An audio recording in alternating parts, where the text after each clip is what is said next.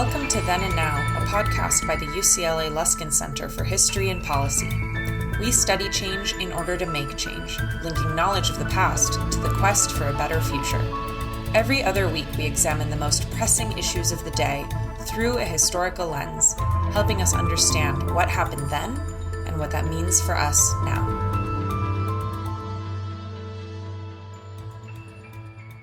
Welcome to Then and Now. My name is Yaroslavsky. I'm the director of the Los Angeles Initiative at the UCLA Luskin School of Public Affairs and a board member of the Luskin Center for History and Policy.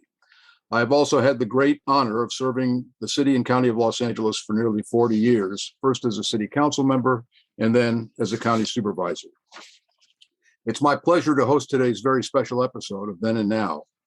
It's special because I'm here with Mayor Eric Garcetti, a longtime friend and the 42nd mayor of the great city of Los Angeles.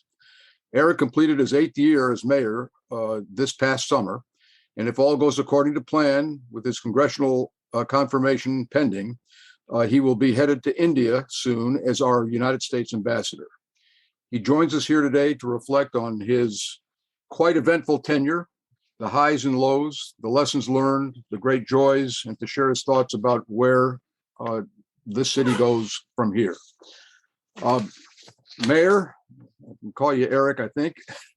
Please. But thank you very much for agreeing to do this podcast. It's my first podcast and probably my last, but I'm honored that it's you. This could be the beginning of something incredible, at least for you. So thank you, Zev, for having me. It's an honor. It will be incredible and lack a lot of credibility. I agree. Let me ask you first, how is the confirmation process going? And give us a window into what's taken so long.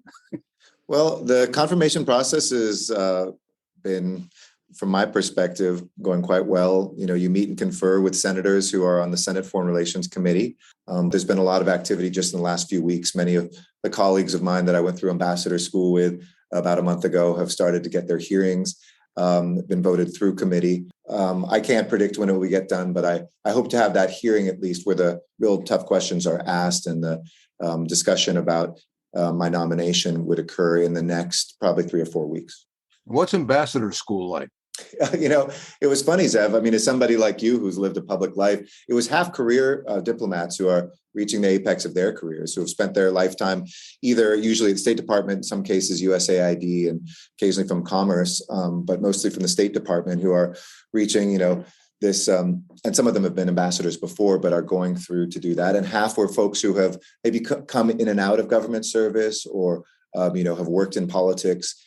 So we, as a group, those of us who have been in politics, kind of brought all of the outside facing external skills of, for instance, one of the things was facing a tough press conference. Well, I think Yaroslavsky and Eric Garcetti have faced one or two of those before in our lives. So I was happy to kind of share my tips from what it's like to go through that, how to just speak honestly and not be scared by any questions. But then on the flip side, there's a ton of process of how to be an effective ambassador. How do you bring multiple agencies together? Get the CIA and the Commerce Department and the Defense Attaché and the State Department employees to all think together. Something actually being mayor well prepared me for, because that's kind of what I do on a Tuesday, bring different departments together on policy. But there's so much to learn about the State Department, and those folks taught me a lot in a very short period of time. So despite my best efforts to fail out, they passed me through and I graduated.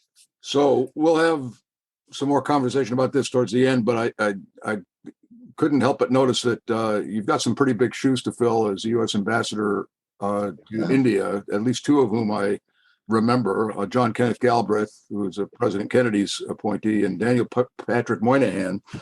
Those two come to mind. How do you feel about that, those shoes?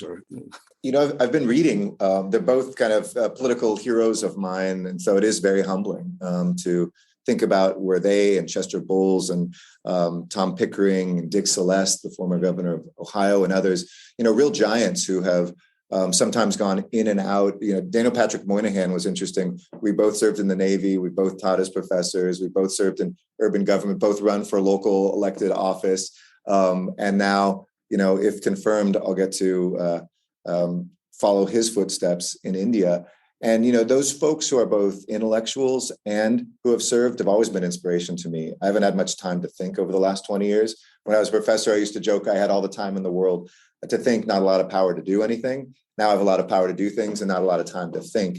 I hope as ambassador, I may have the space and place to do both, to act and to convene and to make a difference in the world, but to also think about, to punctuate in a way that when you're an elected official at the local level, we don't get a lot of commas in our life, many periods to finish a thought, exclamations to celebrate something, let alone question marks to ask, what comes next. And I hope that they can be an example for me. One last note is I've been reading John Kenneth Galbraith's book, where he has literally almost a daily entry. It's his journal, and it's notes from an ambassador. Very different time, obviously very different context, but from everything that he ate to the little behind the scenes interactions of what it's like when your president meets with the prime minister or foreign ministers and our secretary of state get together. It's really been enlightening to see the basic work of politics, whether you're an ambassador or mayor, is trying to reach people's hearts.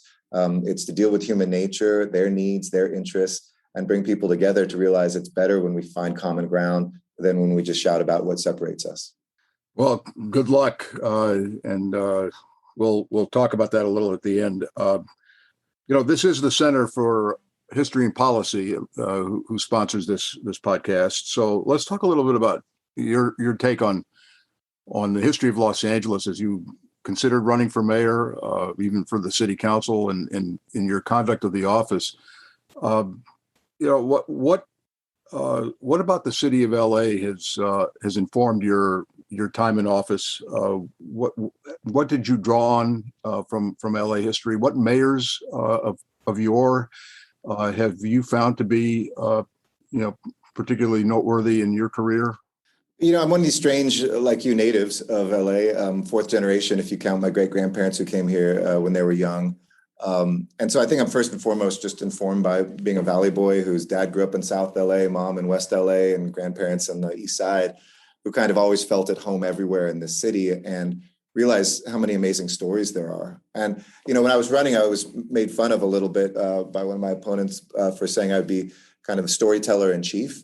And I didn't mean I'd tell stories. I meant that I think the first and the most important defining human characteristic we have is the ability to narrate our collective life. And how do you narrate that for Los Angeles? What is the story of Los Angeles, past, present, future? When very few of us get the real honor of going deep into people's lives in the diverse geography and cultural, pockets of Los Angeles. We all drive through it, so we're like, we know LA. But when's the last time, you were down in Canterbury Knolls or spent time in Wilmington or really went deep and listened to folks that are out in Porter Ranch or, in Lincoln Heights? To me, it was the inspiration was the people of LA and kind of, the triumphs and tragedies. I have to give voice to our toughest moments, our greatest challenges, our moments of complete tragedy, fires and shootings, homelessness, the individual stories, and somehow knit them together with our greatest triumphs. Those things where LA engineers a rover that goes onto Mars, the place that we have in the world telling the stories of our time through Hollywood, figuring out how to build things and listening to folks. So I think my inspiration has come from my city first and foremost, but I've always tried to be a kind of mayor and before that a council member who listens to the world, because the world cares much more about LA than we realize. They know this city before they've ever visited here. And those who have come here or visited here or invested here or just have family here, they really see LA as a microcosm of the world and they want LA to succeed. And it's always helpful to see both our problems, but also our successes through their eyes. That's given me a lot of inspiration over the last 8 years. Any mayor that you channel based on your historical knowledge? A little bit of all of them. If you went back before Tom Bradley, I couldn't find one that wasn't either corrupt or quite racist. So it was really tough to, a lot of them came in as anti-corruption fighters and then got kicked out, or, Frank Shaw got kicked out of office in a recall because he became corrupt. This was a wild town before, even though I went back to the 19th century and was, I read about the first Jewish mayor who was the city council president who became mayor for 2 weeks until they realized a Jew was in charge and voted him out. But, there are people who some of what they've done has been inspiring. But as I look back at the last 4 or 5, there's bits and pieces from each. I mean, Tom Bradley met that moment and really put LA on the world stage. And when I looked at a re-election video somebody sent me that somebody put up on YouTube They're like, I'm building out a new international terminal. I'm bringing the Olympics. Our port is humming like it never has before, and we're investing in downtown. I kind of realized we don't do anything new. We just do it for a new moment because we're bringing the Olympics. I opened up the new international terminal. The port is breaking records, and we're obviously investing in housing, almost doubling the pace since I've been mayor from when I started. So he certainly inspires. I think, Mayor Villaraigosa focusing really clearly on a couple things got me to not always try to do all the above, even though that's my nature and it's the demands of the job. There's 40 departments and hundreds of initiatives. And Mayor Hahn, who made tough decisions. I think he inspired me that, don't worry about the criticism of today or the headlines of tomorrow. Think about yourself looking back 10 years from now. Did I make the right decision? And that's something I've really tried to teach my team is don't worry about the noise in the moment. It's always really loud. And the decisions you make that quiet people today may not be looked back on as very smart. And sometimes the ones that Mayor Bloomberg taught me this, the ones that upset people the most right now are often the ones that with a little distance of time, 10 years later, are the smartest ones you can make. Well, Hahn lost his job. Was a one-term mayor because of two decisions he made on the keeping the city together, opposing the secession, and not reappointing Police Chief Bernard Parks. You were there then, right? I witnessed that. And I witnessed it with my father too, served for 2 terms as district attorney and didn't get elected to a 3rd term. That you also do have to, you can't just ignore what people are saying. You can't ignore the politics and the coalitions. You do have to check in and try to bring those together. I guess what I would say is just don't let that be the only thing that guides you. Don't be hyper political and don't be brave but naive. You played mayor on a television series on a few occasions. Obviously, that's not what the job is all about, or it's not what it's cracked up to be on television. But how did you find the job? What can you say about the job of mayor? Was it what you expected? Were there any huge surprises? I mean, we can get to the major, the pandemic and all is obviously a major surprise, but in what you thought the job would be day in and day out, how do you assess that in terms of your experience? What surprised you? What didn't? What did you expect, et cetera? Well, being mayor, you can live right by mayors as I did for 12 years, interact closely with them and you think you know what it is. But like most jobs in the world, you don't really know until you get there. And, I was president of the city council, but that's not really an executive position outside of maintaining the council. This was the first chief executive position I had. And our city's charter says you are the CEO of the city. I took that very seriously. I read the charter. I felt that it would guide me. Things like general managers are supposed to get yearly reviews, but no mayors had ever done that. Re-interviewing all of the general managers when I came in, because that power to hire and fire the leaders of our city, there was a go along, get along, just inherit whoever is there. Don't ask them to set metrics or goals or accountability and just let them stay. And that kind of snapped everybody, I think, into action that this was going to be a mayor guided by real outcomes, not just outputs of measuring, the things that don't matter.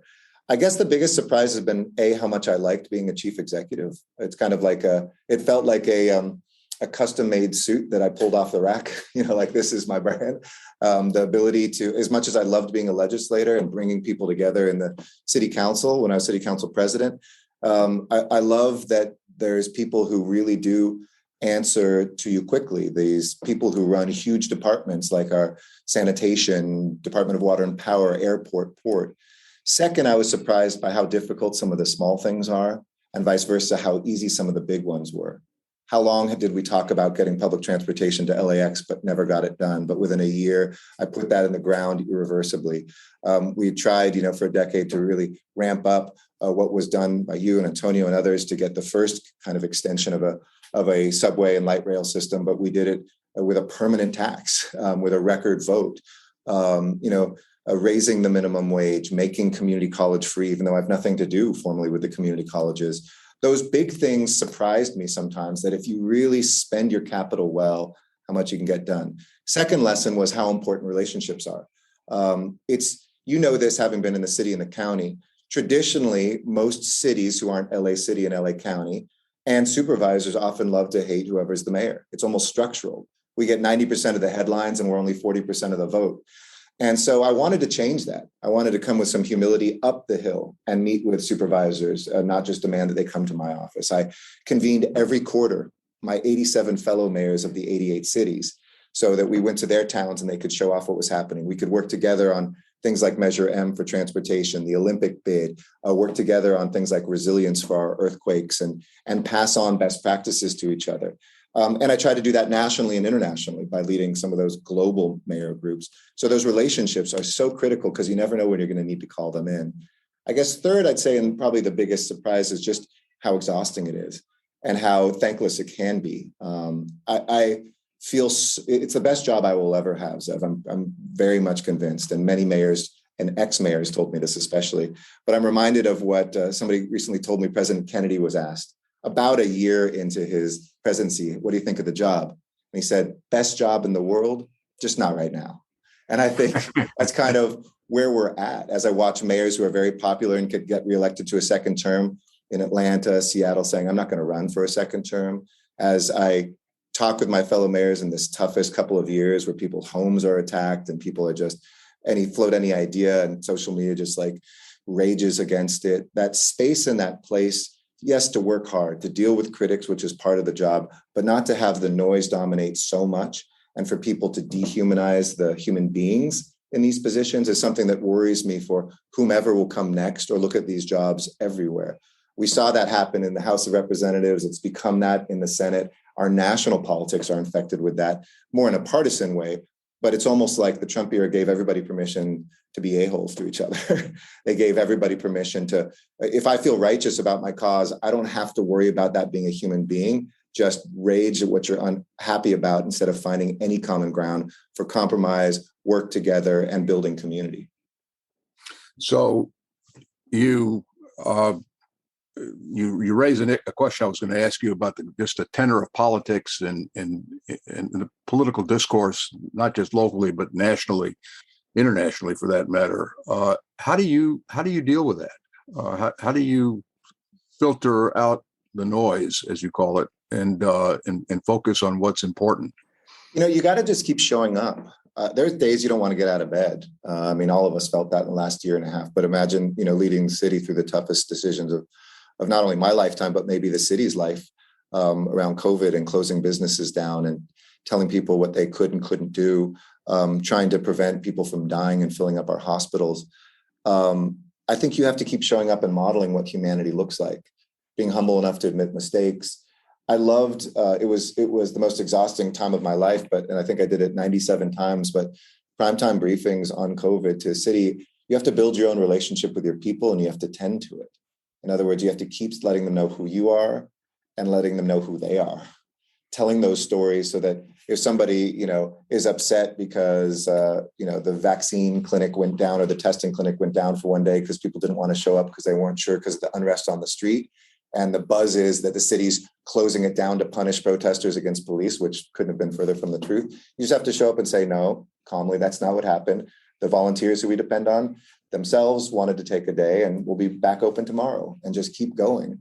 You have to show that there is still some sensibility, some maturity out there, some calmness. And though your temptation is always to fire back when things get fiery, I don't think that's really what people want in leaders. I think they actually, as much as the media dines out on it, certainly social media does on the conflict, they actually want people who work well together, or at least are trying to work together on most things. I also think it's important to keep some rootedness. You've had this with your family. I said early on as mayor, I wasn't going to go to 5 or 6 events every single night. So I figured out a way to do 5 or 6 recordings that people could play at their fundraisers for charities and other things, but to be home with a daughter who at the time was 1.5. Chamber of Commerce won't remember if I was there 8 times in 8 years or 3 times in 8 years personally. But my daughter would remember if I was home.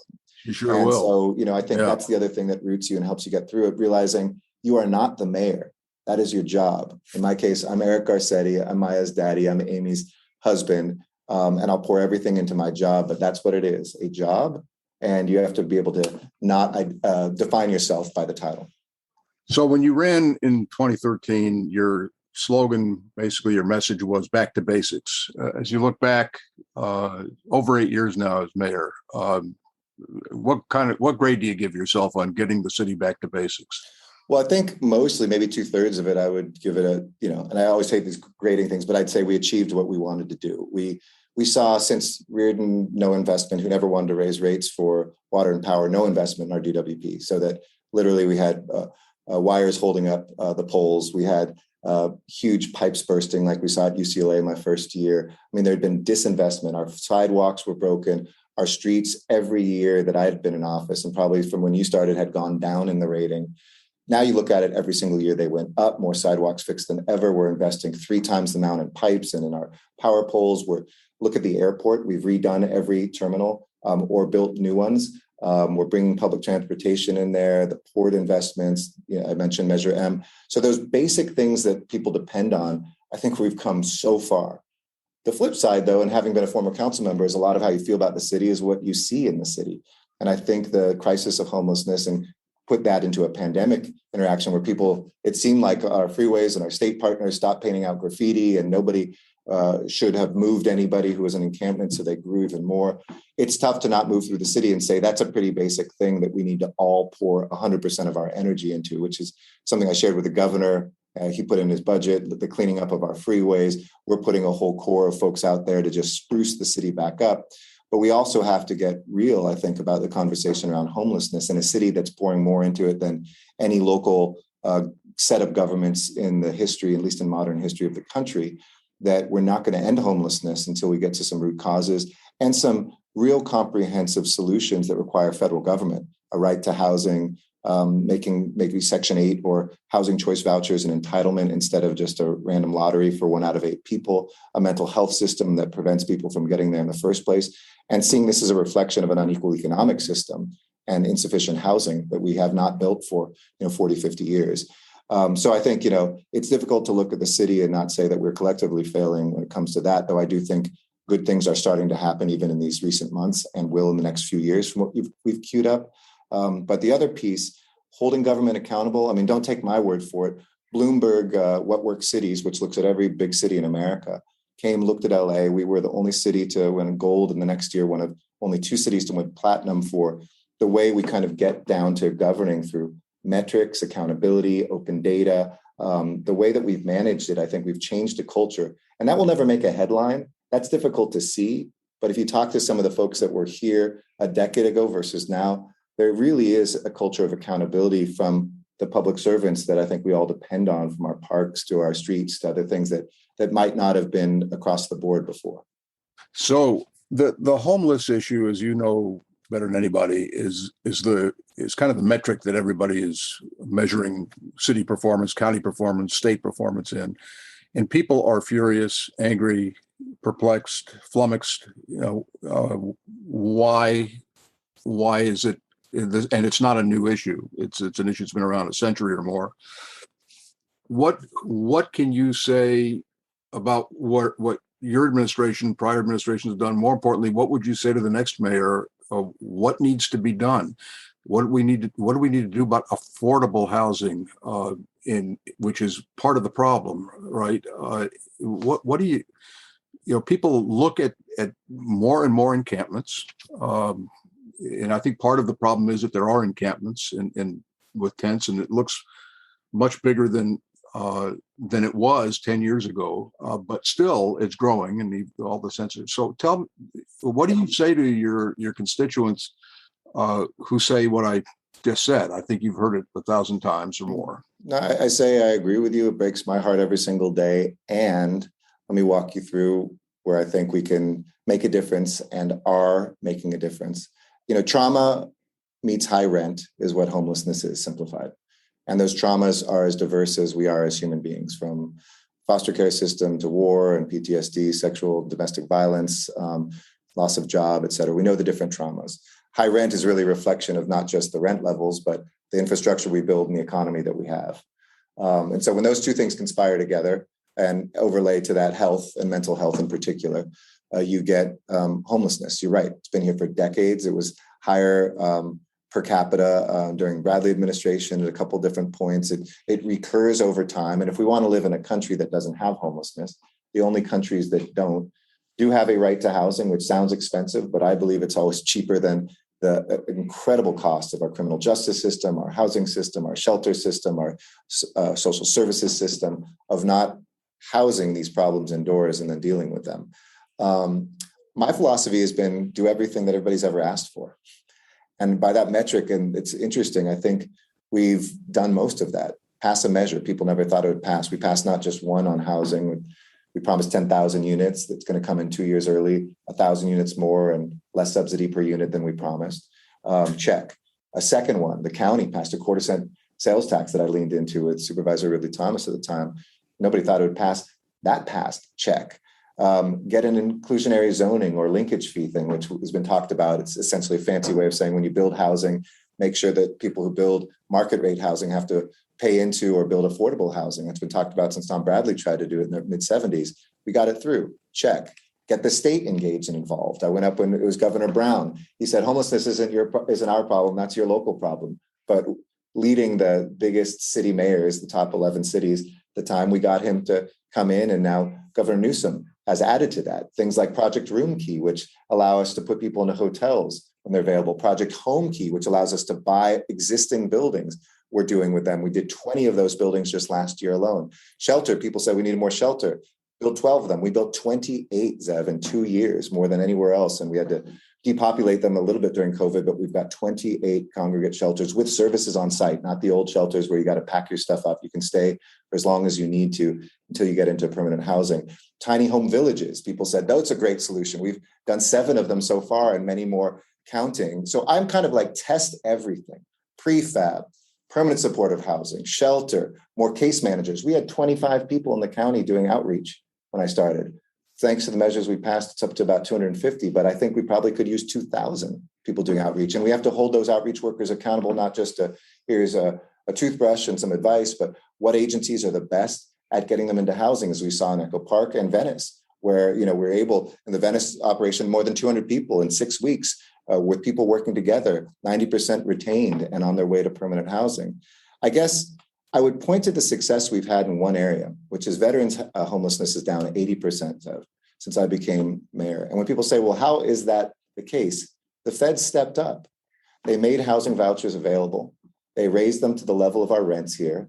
We've had a working group between city, county, and our federal government, and we just plowed away at it.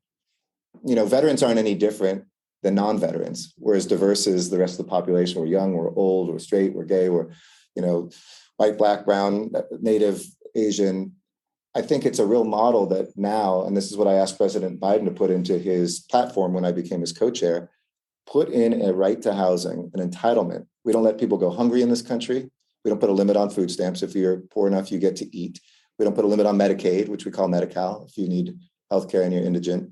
But for housing, like I said before, it's a 1 in 8 chance in the city that you'll get one of those vouchers, and you'll wait years and you probably won't find half the time an apartment that will even take them. Fix that piece and we could actually fix homelessness. What is your view on the commoditization of real estate, which seems to have really accelerated in the last decade or maybe even a little less since the Great Recession, which have driven the prices of real estate and rents sky high? What's your take on that? What can be done about it? Is there anything that could be done about it? We need to treat housing less as a commodity and more as a utility. We have very little public housing compared to New York City. But one of the reasons I love Project Home Key is this becomes social housing that our housing authority or our housing department owns and can maintain well. And its incentive isn't just to keep giving returns to investors. Look at the hyper-capitalist countries and cities like Hong Kong and Singapore. Nobody would say those aren't hyper-capitalist, but they understood that housing is really more of a utility than just part of a marketplace. And so public-private partnerships allowed them to build the density that they needed. Public housing isn't seen as just something for the poorest there. It's a middle-class thing. And people can even own it in those places as well.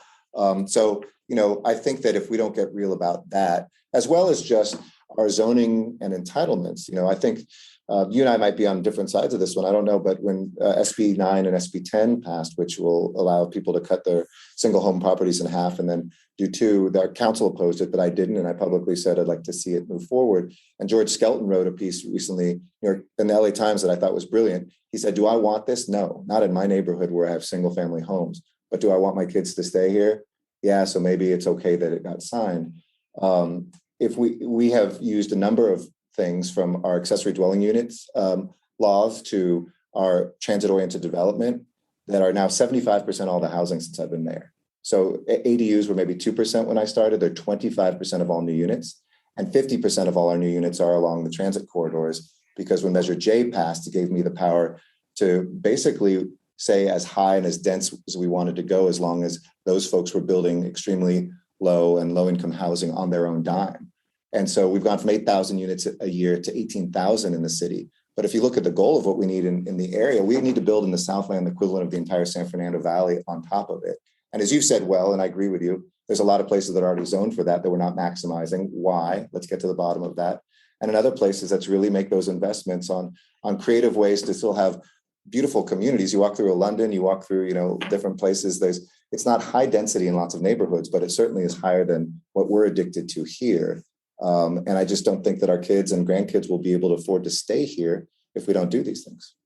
They may not be able to afford to stay here if the commoditization of real estate continues to go the way it's going, and hedge funds and high tech buy up single family homes in lower income communities and drive the rents in the most vulnerable communities in our city. People who have a bullseye on their back. And rent control does not, even in the city of Los Angeles, doesn't apply to single family homes. And a big chunk of the people who live in the city in single family homes are renters. Yeah. Well, we have a higher percentage of renters now in LA than we do in New York City, which is crazy.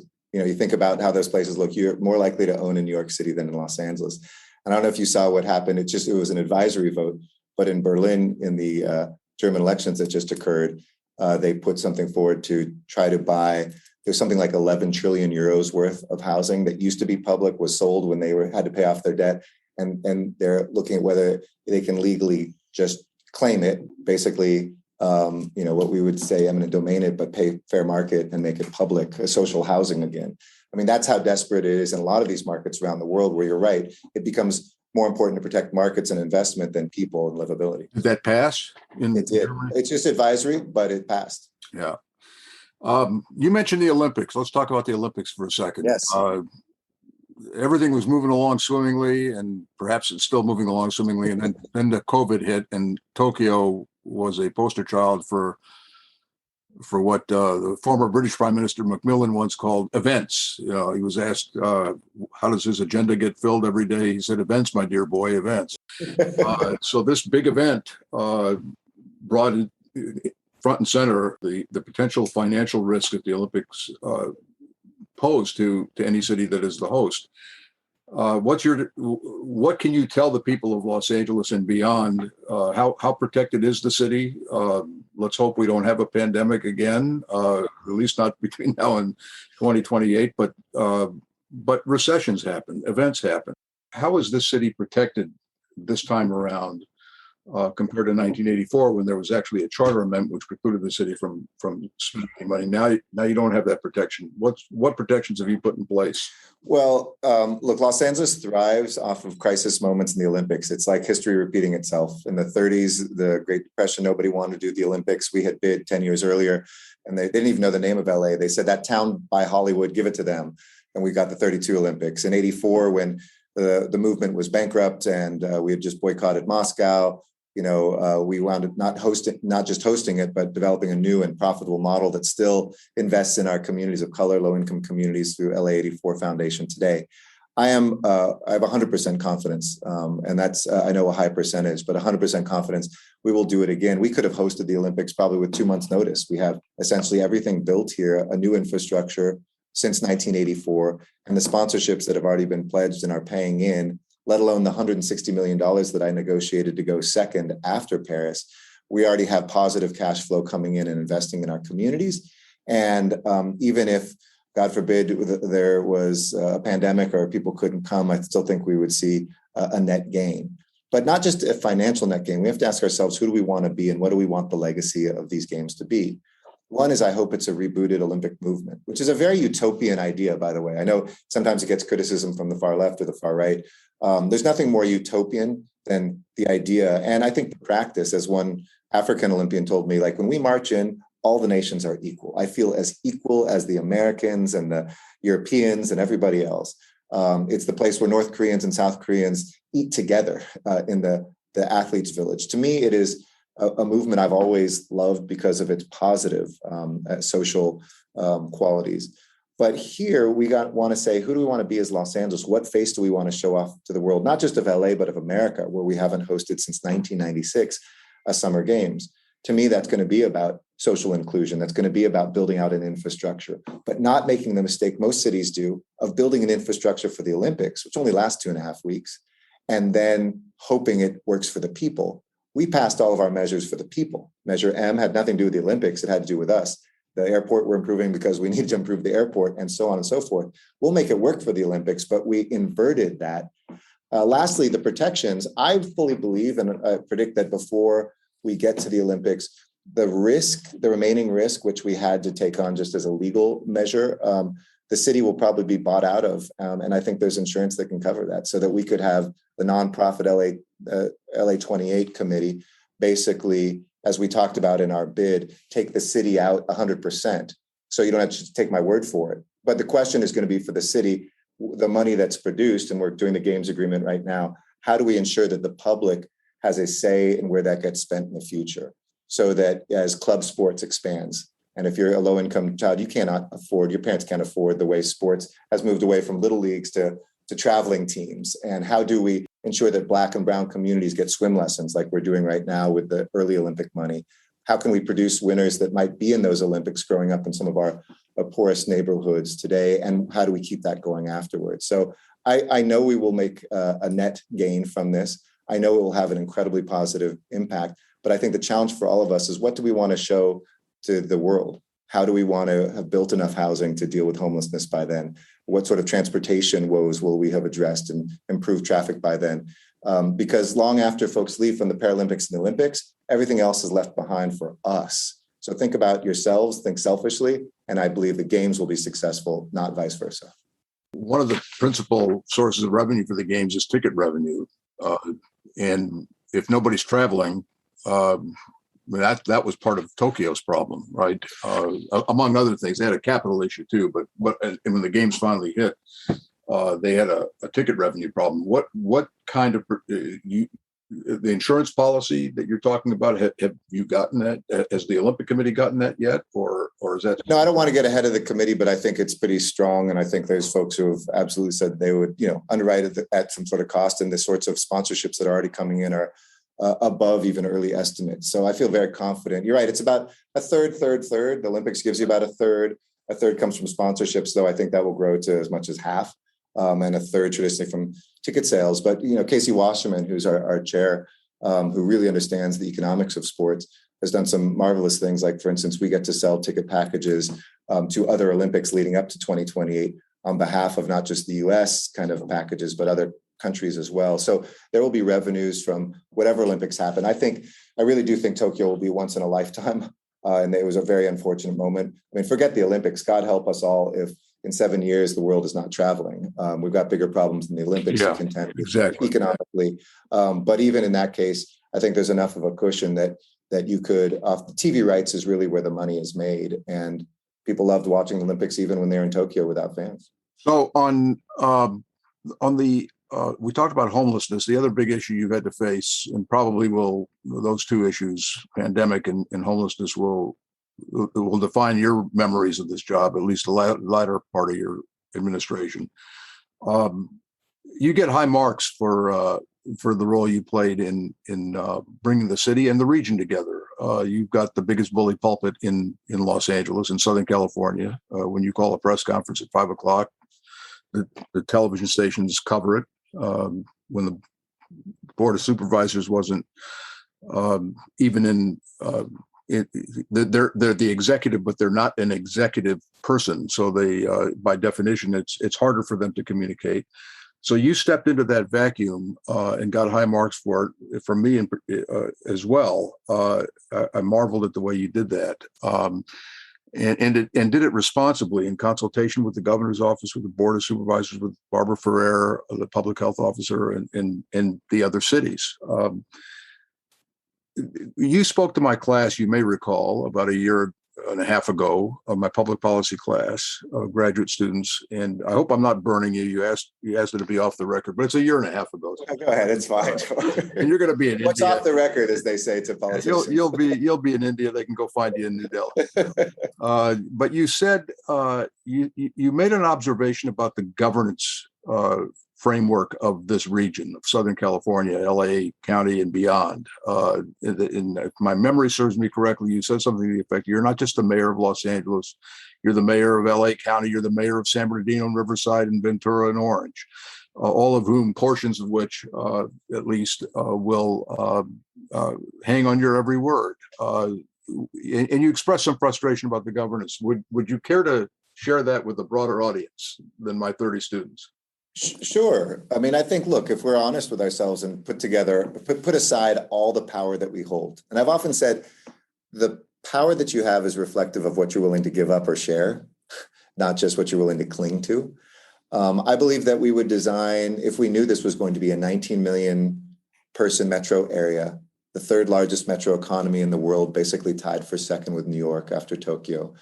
If we knew the importance of how this was a Pacific century and Latin America and Asian economies would grow, we would design probably the governance of Los Angeles very different. We wouldn't say, let's chop this up into 5 counties. We wouldn't say, let's chop up the biggest one into 88 cities and unincorporated areas, the smallest of which, have a few dozen people and are industrial cities. And the largest is LA with 4 million. And I think we make the ability to confront our toughest problems so much more difficult.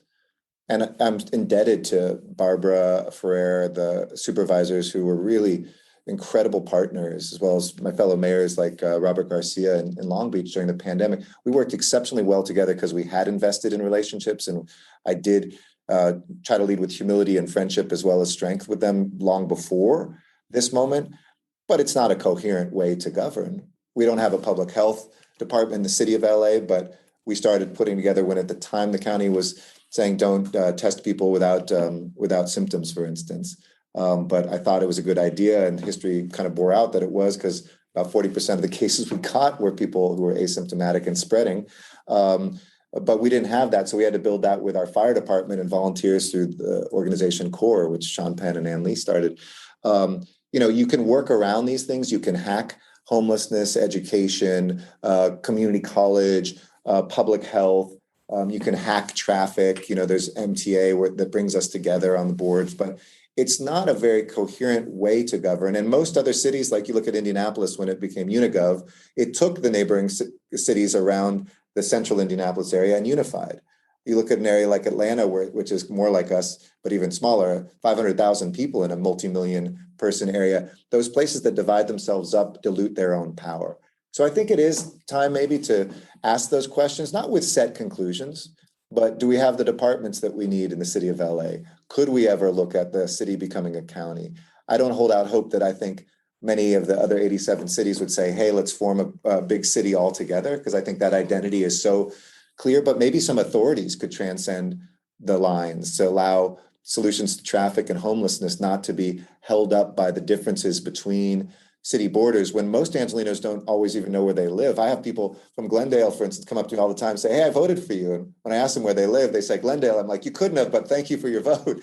Or when I make these addresses and somebody in the Inland Empire said, thanks for that news, and I'm wearing a mask. And I said, well, I don't know if that's the mandate where you live, but it's a good idea anyway. And during the pandemic, I was proud we were first to shut down restaurants and movie theaters, the first city in America, the first to do that testing that I mentioned, the first to mandate masks anywhere, the first to go into our skilled nursing facilities, the first to bring down Black deaths to under the population when they were double. And the list goes on and on. My point is that when you have this sort of platform, don't be afraid to lead, and don't be afraid to encourage others to follow along, because just by sheer weight, you can do that. Just don't do it in an arrogant way. Who's your most which philosopher and which historian has been most influential in your career? Gosh, it's a really good question.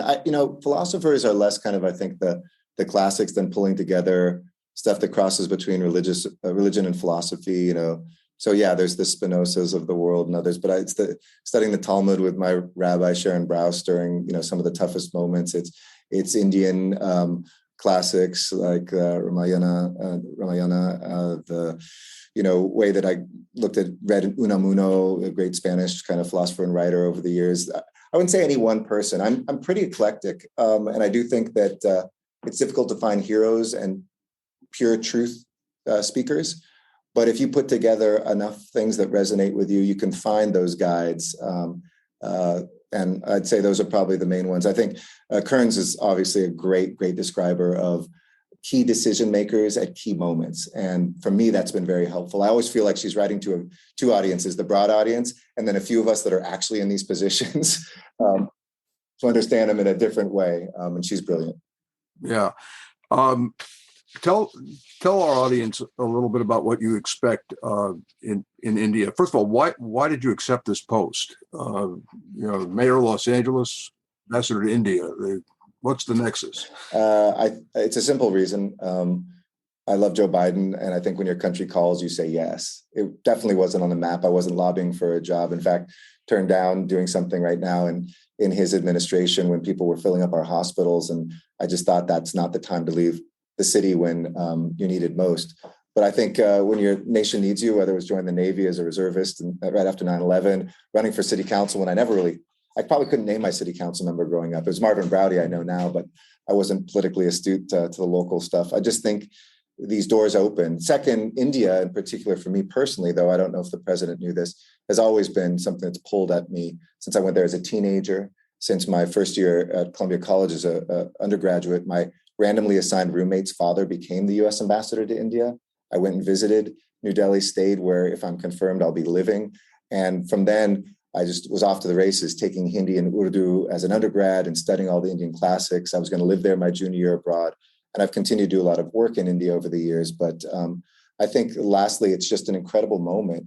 The things I care most about, Zev, the climate emergency, ending COVID, thinking about our security and the rise of kind of Indo-Pacific conflicts. The U.S.-India relationship, to me, is one of the most interesting, most important, and to me, hopefully one of the brightest spots of our global relations in the next few years. And we can't succeed on climate or COVID or any of these things without India succeeding too. So if I can be that bridge, to me, it was a door that opened and the universe almost calling me back to something and a place I thought I'd spend time with when I was younger.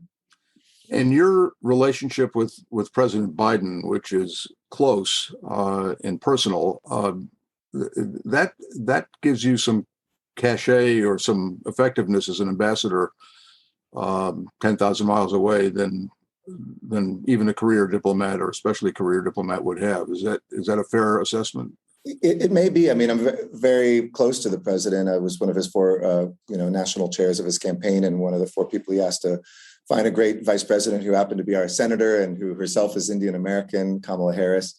And I hope that relationship, when you're ambassador, it's interesting. People think you work for the Department of State, and certainly you work, you're employed by the Department of State, but you're in charge of all the American agencies, and you're technically the president's envoy. So I'm going to, of course, consult closely with the Secretary of State and everybody at the National Security Agency. But if you look at how those positions are designed, it's really to be that envoy for the president. The president essentially is representative in country. And to me, I think that's worthy of the respect we should have for India. And in fact, if you look at those great envoys in the past, it was that they were close to the president. And when we get difficult moments or great moments of opportunity, they need to know that you can speak for and get to the president quickly, something that, if needed, I can absolutely do. So I hope that for India, they're as excited as I am to have that close relationship with a president I know who is so fond of this country and that reflects the people-to-people ties embodied in Kamala Harris, but also every Indian student that studies here and every person who's ever been there from here that I've never been, in my opinion, stronger. Well, you've been very generous with your time. I have a feeling we haven't heard the last of Eric Garcetti, even post-ambassadorial life. And we look forward to having you back in LA. It's your hometown. Who am I to invite you to come back to LA? You can. Well, as they say, each Passover next year, if confirmed, in Delhi. Yeah, exactly. So I look forward to keeping in touch with you too, Zev, and hope to, if I'm confirmed, really host a lot of LA while I'm in India, and can't wait to come back after that. Well, India is on my bucket list, so be prepared. Sounds good. I'll keep the tea hot. Thank you. Thanks, Zev.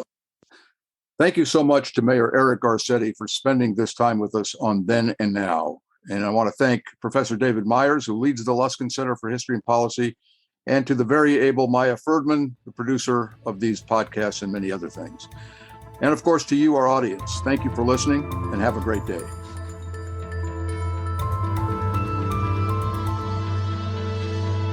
Thank you for listening to Then and Now, a podcast by the UCLA Luskin Center for History and Policy.